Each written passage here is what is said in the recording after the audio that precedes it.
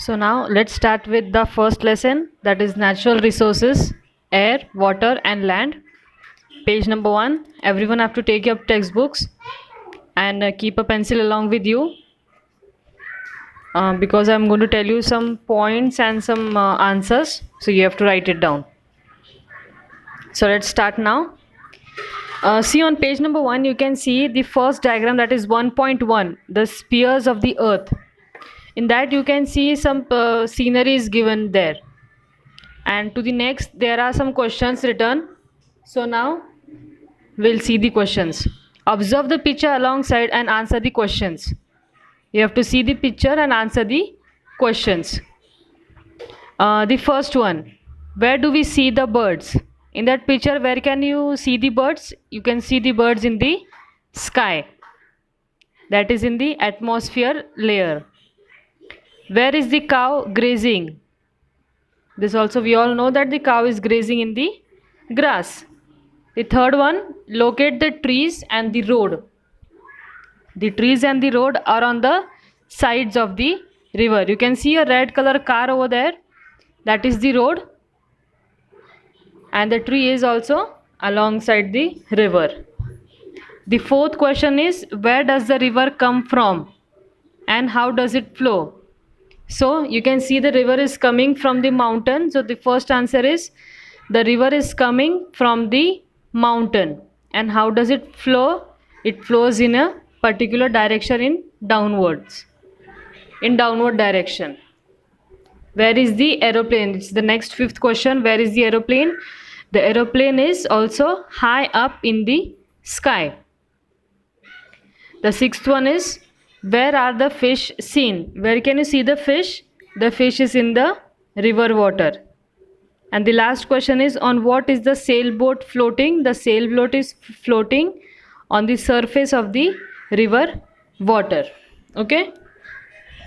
This is just the answers that we have given to you by looking into the picture. We'll now actually start with the lesson, natural resources. You can see that some things in the picture are in water, some on land and some in the sky, that is in the air. When we seen 1.1 the picture, we have seen in that some things are on land while some are in the sky and some are in the air. Thus all things on the earth are associated with air, water and land. Air, water and land are called the earth's atmosphere. What do these all things together make? They together make our earth's atmosphere. So air, water and land are called the earth's atmosphere, hydrosphere and lithosphere respectively. They are divided in 3 parts. Moreover, different living things occupy these 3 spheres of the earth. Different living beings, they secure the 3 different spheres of the earth. These living things and the parts of the lithosphere, hydrosphere and atmosphere which they occupy are together called the biosphere. What do this mean? That the living things and along with which part do they acquire, means in which part do they stay, do they live, they all together make the biosphere. The spheres have formed on the earth naturally. It is not man-made. The spheres are naturally prepared. We have learned all this in the previous standard, right? This was just a recall. The atmosphere is the layer of the earth that surrounds the earth. The surface of the earth comprises water and land, that is the hydrosphere and the lithosphere. The most part of the earth comprises of water and land. Not most, whole of the earth comprises of water and land. You can see it in the picture on the same page, picture 1.2, proportion of land and water. There you can see the whole of the world is just covered by land and water. Of these, the hydrosphere occupies a much larger part than the lithosphere. What has been told here? That hydrosphere occupies a much larger part than the lithosphere. That is, water is more on earth than of land. Figure 1.2 shows the proportion of land and water on the earth's surface. We also look upon these natural components in solid, liquid and gaseous form as resources. In other words, we use them to fulfill our requirements. Whatever natural resources we get from the environment, we use it for our own requirements.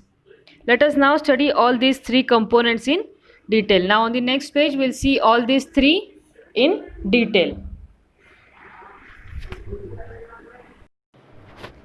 Page number 2. What are the 5 layers of atmosphere? First one is air. The air in the atmosphere around the earth contains various gases. They are like nitrogen, oxygen, carbon dioxide, 6 inert gases, nitrogen dioxide, sulfur dioxide, water vapor and dust particles. This all is present in the air. The troposphere contains about 80% of the total mass of gases in the air, while this proportion is about 19% in the stratosphere. Further, in the mesosphere and ionosphere, the proportion of the mass of gases goes on decreasing. Gases are not found in the exosphere and beyond. These, which are the spheres which I have read now, that is like stratosphere, mesosphere, ionosphere, these all are the levels that is above our earth.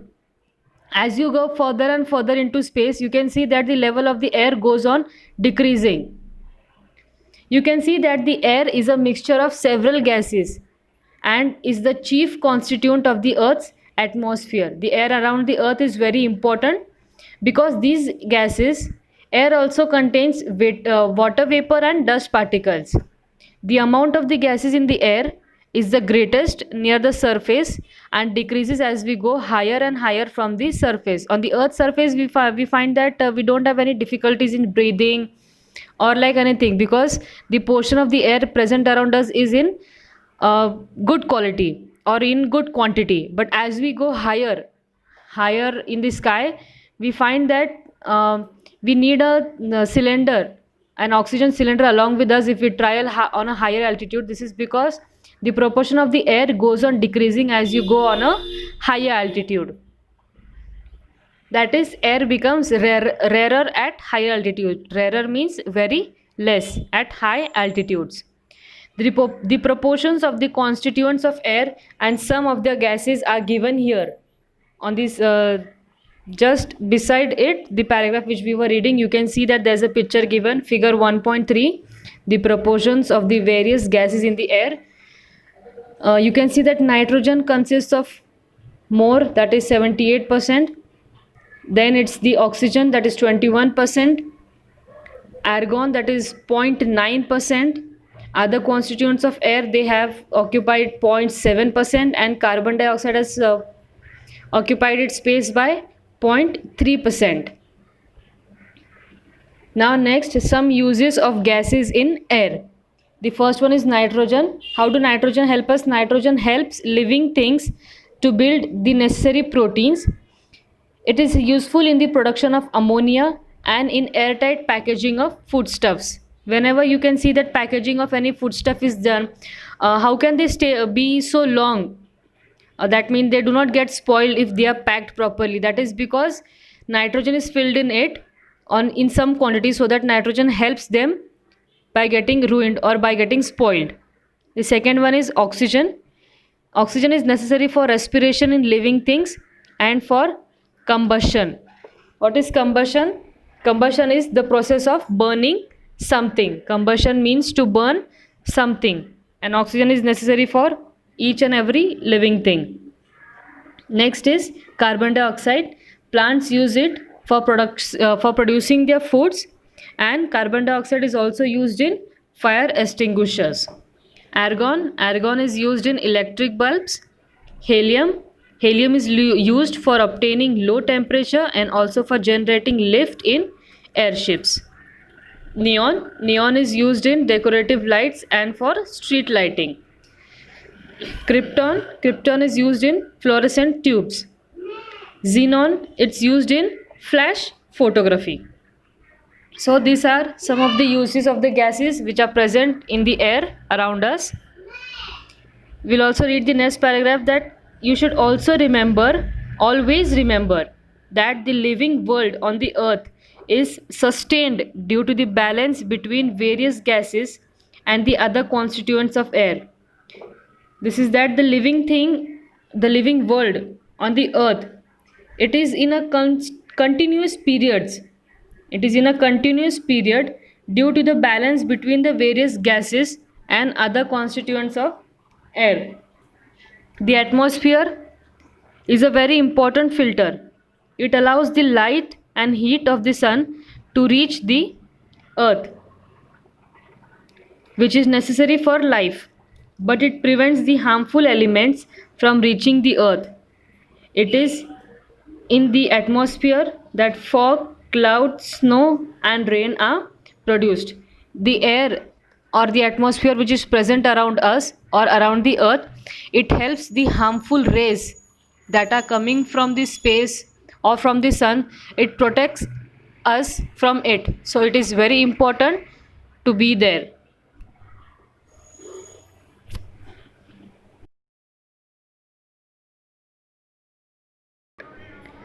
Page number 3. There are three pictures given on the page above. Why is this picture given you? By seeing this picture you can notice that it is all about the air pollution. So all the above pictures show large scale emission of smoke through different agencies. You can see in the first pictures by the company chimneys, on large amount of scale fog or smoke is released by the vehicles and also by fire. This smoke directly mixes with the atmosphere and it also disturbs the balance between the constituents of air, and this process is called as air pollution. Harmful gases are given out through combustion of fuels in vehicles. Combustion, again, it means burning. Combustion of fuels in vehicles and in big industries, and also through incomplete combustion of fuels like wood and coal. As a result, air pollution is increasing day by day. You can see that in all the three pictures, none of the pictures can be stopped, nor the companies can be stopped, nor we can stop driving vehicles, or nor the combustion of fuels can be stopped. So air pollution is also increasing day by day.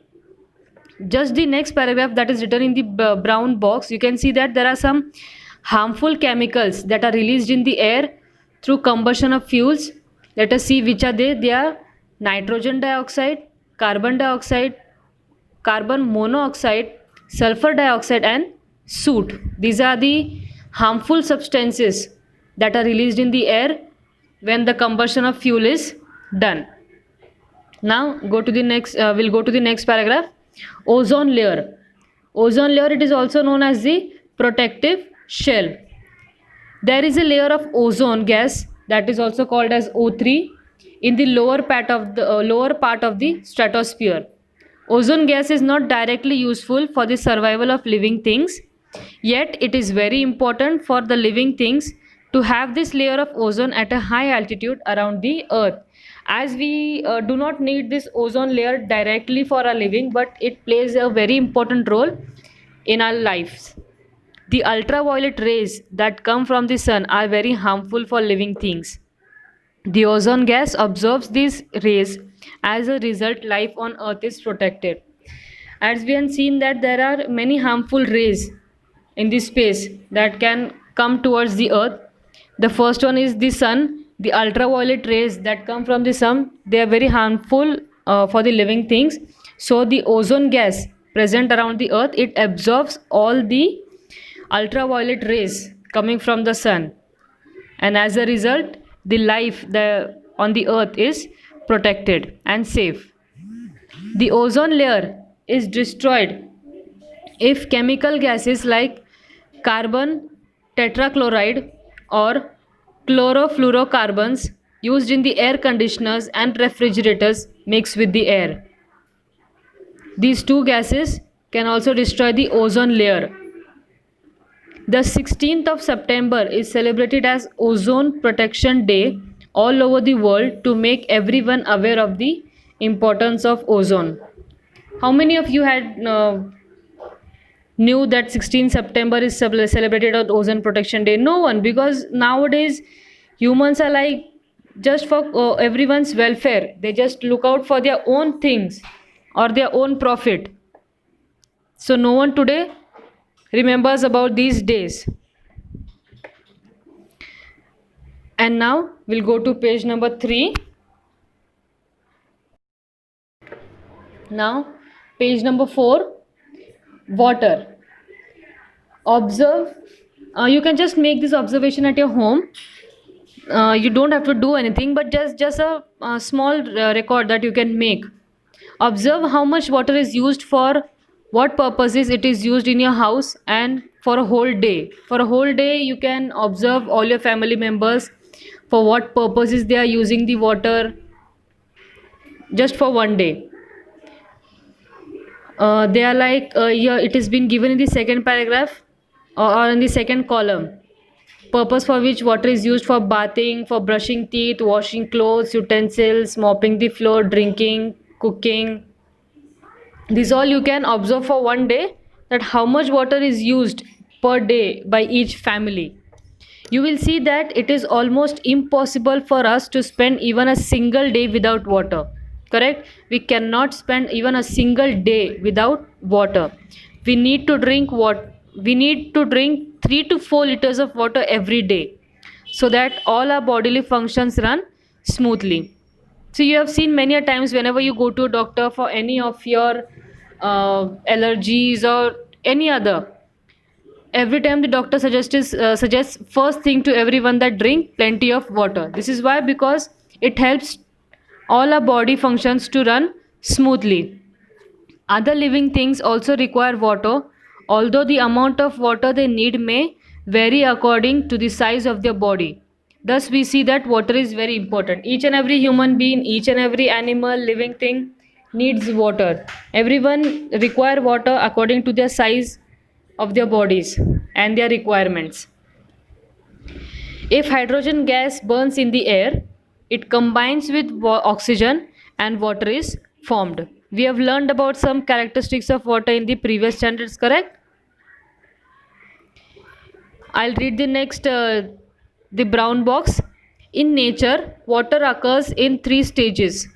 Water does not have color, taste or odor, that we all know. Many substances readily dissolve in water. Therefore, water is a universal solvent. Water is also called as universal solvent, because if you mix water with anything or any other substance, if you mix it in water, it get dissolves. Water dissolves in each and every state. The blood of animals and the sap in plants contain a very high proportion of water. No living thing can survive without water. Therefore, it is said that water is life. In the box below, you can see that water available on the earth. There are 2 space given, blank space, and just to the side of it you can see there is a diagram given, diagram 1.5, where it is shown that the distribution of water on the earth, how the water is distributed on the earth. It is most of the water, that is about 97% of the water on the earth is present in the form of seas and oceans. The next part is 2.7%. 2.7% water is in the form of groundwater or ice or water in the many other forms. And just only 0.3%, you can imagine, only 0.3% water is available for drinking. This all together makes 100%. So you can imagine that only 0.3% is fresh water that is available for drinking. So how much you should take care of our drinking water or the water that we get every day. We cannot use all the water on the earth because sea water is salty. Many of you might imagine that why do we have seas and oceans on such a large proportion, or why can't we use this water? Because it is not the fresh water or the water that we can drink daily, because it is sea water is salty. Some water is in frozen state also. A very small quantity of water is available for drinking, yet it is enough for all the living things. As you know that only 0.3% is available for drinking, then too we never face the scarcity of water. Now we'll see the next page, page number 5. Page number 5, we can see a picture is given, 1.6, uses of water on the earth. In this picture we can see that there are plenty of uses of water we make on the earth. For which purposes is water being used, it is shown. And there's a question you can ask to yourself, that do the other living things use water like we use? It's no. So use water properly. It is a very rare natural resource given by God. Here you do not have to waste water. We use water in a very large quantities. We have learned that water on the earth is regulated through the water cycle. The water vapor formed from the oceans is the main source of water in the water cycle. It gets converted into rain, creating fresh water sources on earth. We get water from natural resources such as streams, rivers, ponds, springs, and lakes. Man also digs wells and bore wells to lift groundwater. We have seen many of them in the house, they have bore. So, what is that? That is, man digs bore wells to lift groundwater. Apart from this, man also has constructed bunds and dams of various sizes on rivers.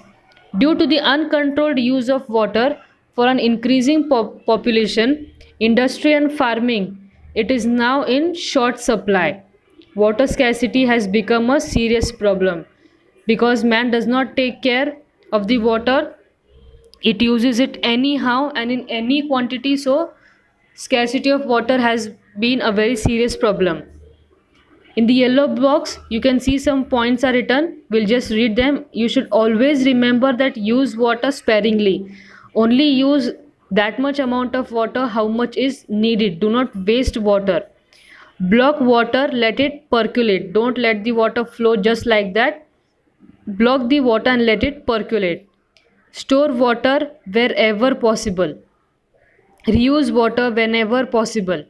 Remember, stored water does not become stale at once. If you store the water once, it does not become not usable. You can use that water. So this is some points that you can do to use water properly. Next, there are some list of questions. Can you tell? So all these questions you have to find out the answers. First one is, what is land made of? What do you see on land? What has man created on land? Is land flat everywhere? Does man produce soil or land? If a deep pit is dug in the ground, what do you find there? This is just a general knowledge questions.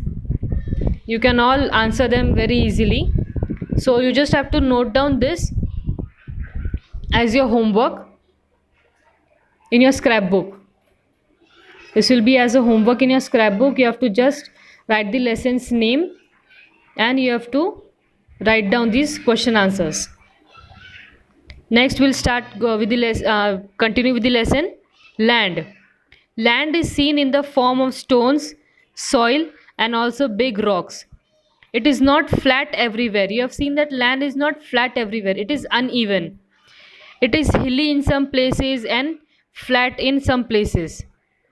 All terrestrial animals means animals which are on earth or which are related to the earth. All terrestrial animals, including man, live on the land. Some terrestrial dig burrows in the ground for shelter. Some animals live on the land, some dig burrows or holes inside the ground, that is called as their house or their shelter. This means that they use land for fulfilling their need. We also use land for farming and for building houses and also roads. We make use of plants and animals in the forest that grow on land. The minerals, crude oil, and natural gas obtained from the earth or the land are very important for us. It means that land is an important resource.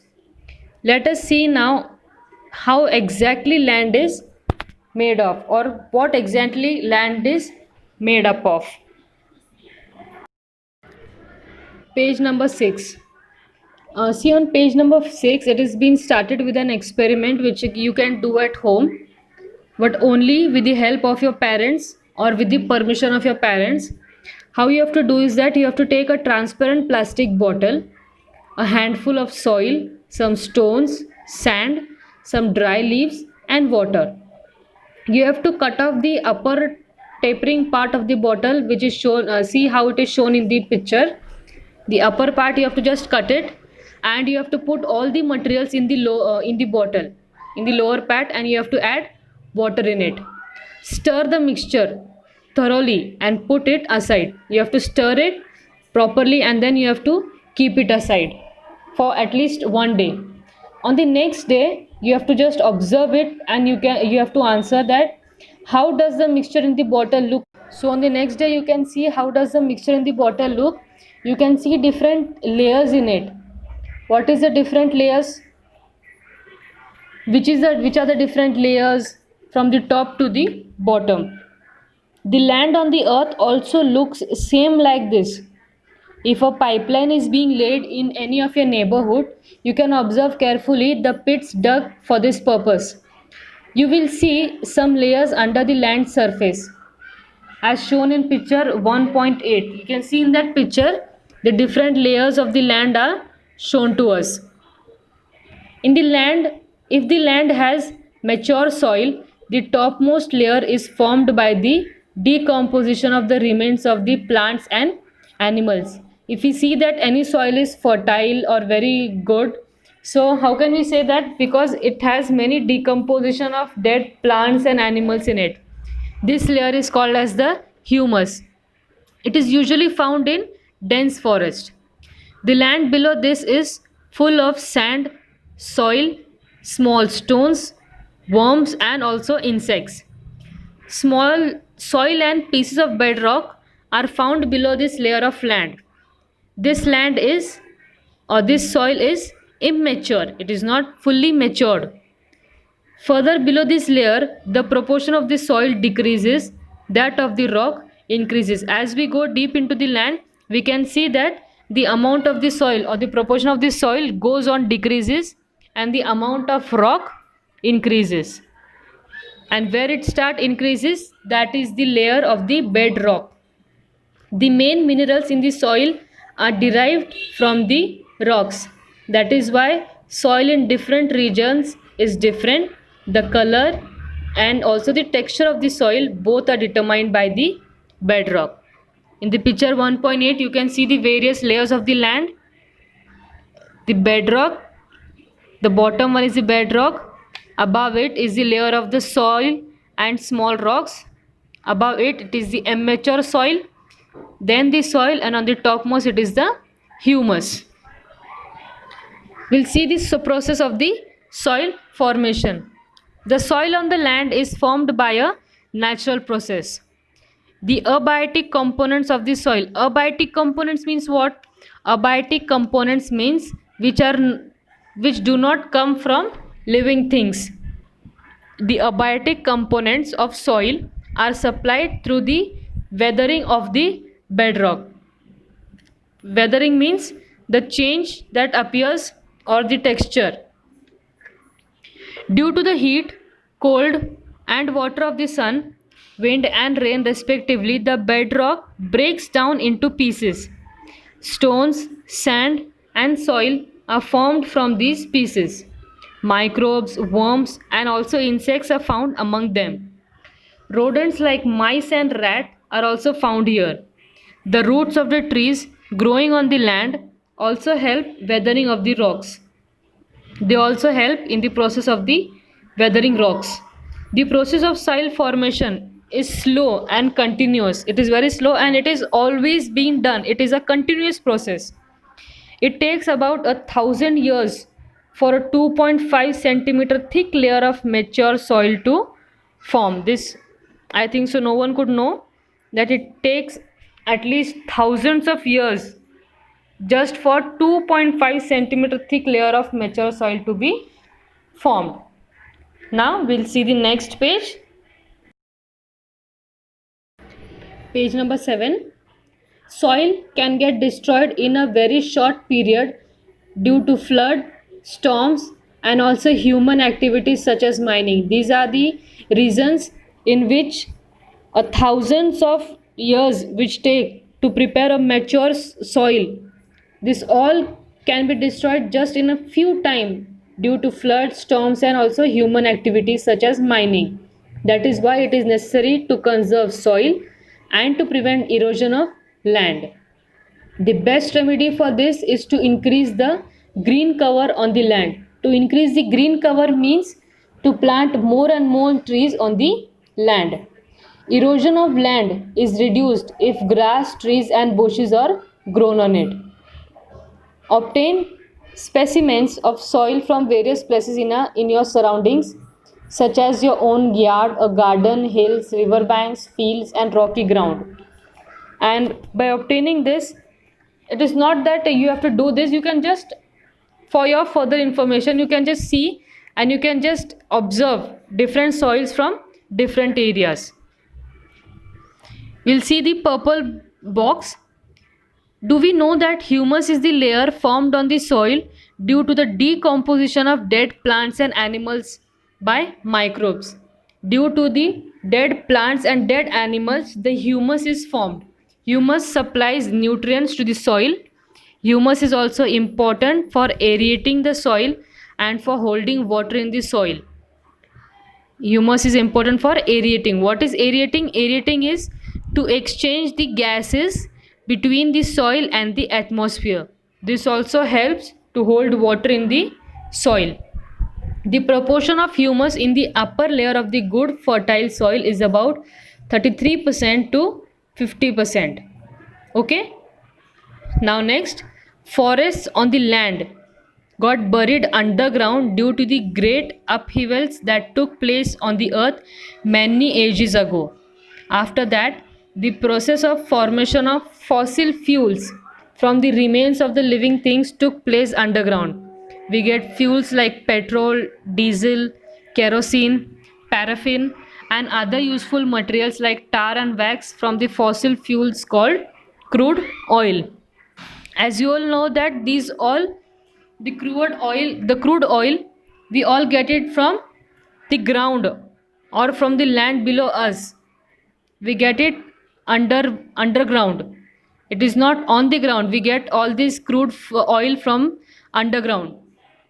Living things use land, water, and air available on earth, and so does man.